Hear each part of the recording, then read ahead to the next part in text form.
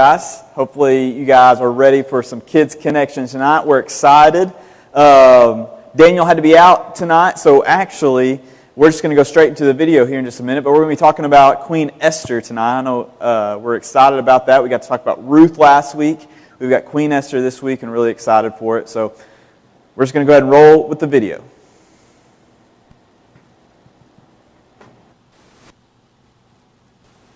Now it's time for a Bible story. There once lived a young girl named Esther. She lived with her adopted father Mordecai in the city of Susa, and they were secretly Jews. Now at that time, the Jewish people were under the rule of the Persian king Xerxes, who, as it happened, needed a new wife. King Xerxes brought together all the most beautiful girls of the land so they could pick a new wife.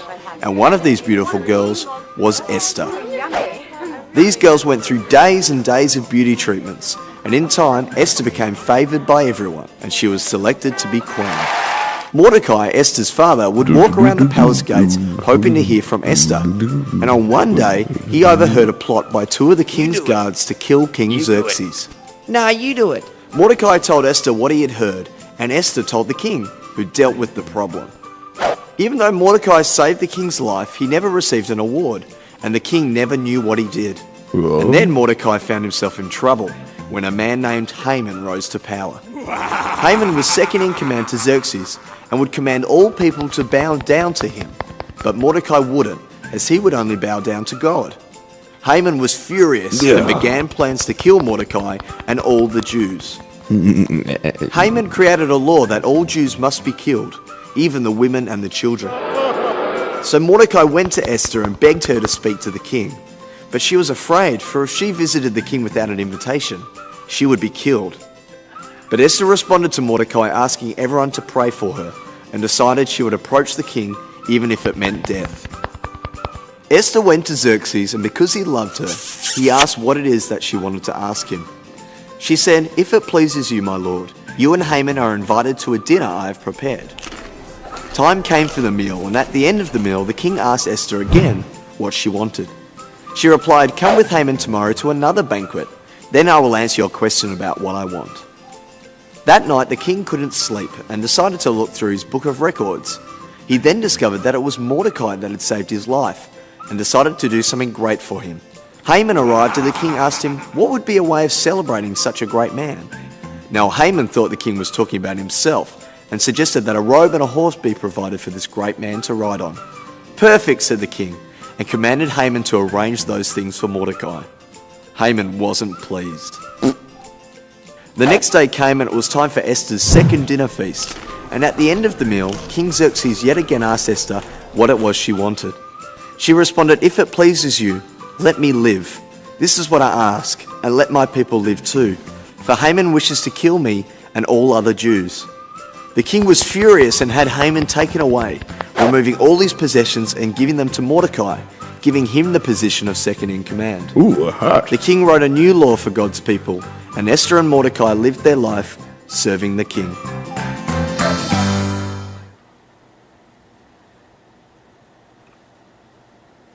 All right, so that was a lot of fun. I told you Daniel couldn't be here to do songs, but looky here, he showed up just in time to talk about Esther. Hey man, you like my coat?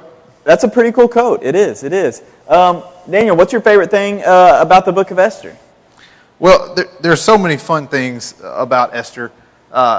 First, just the failed attempt here at trying to get the Jews killed. Yeah, it's funny. Like the last few weeks, we've looked at a lot of different stories. And Daniel with Shadrach, Meshach, and Abednego, and Daniel, and people trying to come up with these rules to get the king to kill the Jews. And it keeps failing on them. And we get to another story with it here, in Esther and Mordecai. And it's just so interesting, you're right, that we keep having this thing where people want to kill the Jews and because they won't bow down to them. They're staying loyal to God and won't bow down to these men, and it makes them so angry that they just want to get rid of them. And it just seems to keep happening over and over again. But luckily, they keep coming through. And in the theme of cycles and things happening over and over again, isn't it funny that the reason that Haman was even upset was Mordecai. Yeah. Yeah. Because if you remember, what happens is Mordecai won't pay honor. He won't bow down to Haman when he's coming to the gate. Yeah. And Haman isn't even the king. You know, he's second in command, but you would think that the king wouldn't want anybody bowing down except to him. But Haman gets so upset that this Jewish Mordecai won't bow down to him, that he gets so upset that he comes up with this plan to kill all the Jews. The only problem with that is, before this happens, Mordecai's niece, right, named Esther, gets chosen to be the queen. The king of Babylon chooses Esther, and she's in there with the king. The king, she doesn't have a real close relationship with the king, but the king found favor with her. So when this happens and they come up with this decree that they're going to kill all the Jews, including the women and the children, there's only one person who can really have any impact on this. But it's kind of a scary place. So Mordecai goes to Esther and tells her what to do, and she's scared because she's not allowed to go talk to the king just for anything. Let's think about that for a moment, Jacob. Isn't that funny that the queen that the king requested can't go see the king when she wants to? Yeah, it's kind of a weird deal, but she has to sleep on it. She thinks on it, and she comes up with this plan to invite the king and Haman to dinner. And the king, it's interesting, you know, she was scared of the king, but as soon as Esther walks in, the reputation she has with the king is so great that as soon as she walks in, the king's like, whatever you want, I'll do for you. And it's interesting that she doesn't do it just right then, right? She doesn't ask for it right then. She wants to make sure that the king understands how valuable she is to him, right? So she does this dinner, whenever he asks her after dinner, she's like, well, come back for another dinner, and then I'll answer your question.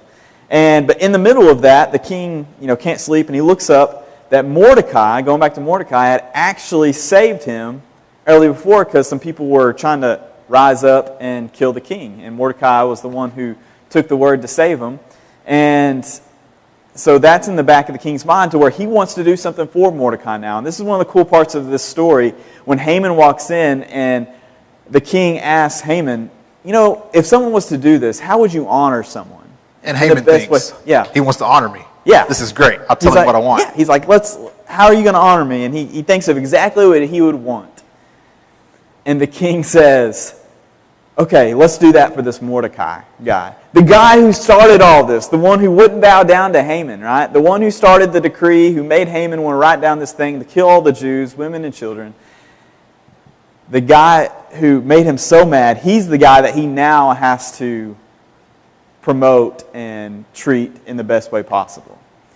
And it's at that time, at the next dinner, when Esther, they have dinner again, and the king's like, Esther, I'll do whatever you want, because she's been so faithful to him and served him so well.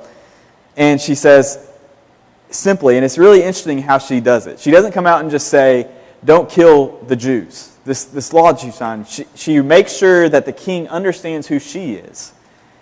And she's lived her life letting the king, find favor in her because of the way that she's lived. And she says, King, could you just not kill me and my family and my people because I'm a Jew and this is what you've signed up. And then it all unfolds.